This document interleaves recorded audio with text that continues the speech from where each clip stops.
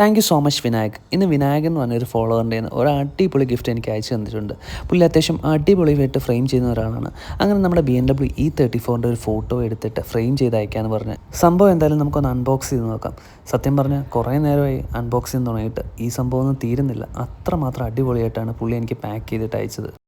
സത്യം പറഞ്ഞാൽ ചുരുക്കം ചില ഫ്രണ്ട്സിൻ്റെ നിന്ന് മാത്രമാണ് എനിക്ക് ഗിഫ്റ്റ് കിട്ടിയിട്ടുള്ളത്. അങ്ങനെ ഒട്ടും പ്രതീക്ഷിക്കാതെ ഒരു ഗിഫ്റ്റാണ് വിനായകനിൽ നിന്ന് എനിക്ക് കിട്ടിയത്.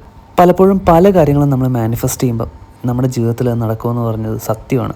നന്നായിട്ട് പ്രാർത്ഥിക്കുകയും നന്നായിട്ട് അധ്വാനിക്കുകയും ചെയ്തു കഴിഞ്ഞാൽ ദൈവം നമ്മളെ ഉറപ്പായിട്ട് അനുഗ്രഹിക്കും.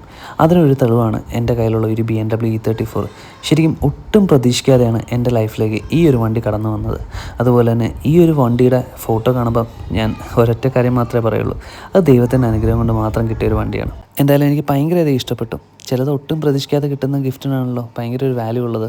വിനായകന് ഫ്രെയിംസ് ഫ്യൂഷൻ എന്ന് പറഞ്ഞൊരു പേജുണ്ട് ഇൻസ്റ്റാഗ്രാമിൽ, ഫ്രെയിമിങ്ങിന് വേണ്ടി മാത്രമുള്ളത്. നിങ്ങൾക്ക് വേണേൽ കോൺടാക്ട് ചെയ്യാം.